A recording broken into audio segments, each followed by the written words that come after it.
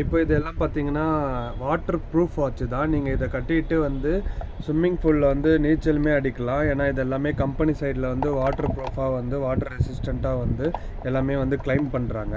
ஏன்னா நிறைய பேர் வந்து தண்ணிலையும் நாங்கள் யூஸ் பண்ணுறதுக்கு வந்து ஸ்போர்ட்ஸ் டைப்பில் வாட்டர் ப்ரூஃப் வாட்ச் வேணும் அப்படின்ட்டு கடையிலையும் கேட்டிங்க, யூடியூப்லேயும் கேட்டிங்க.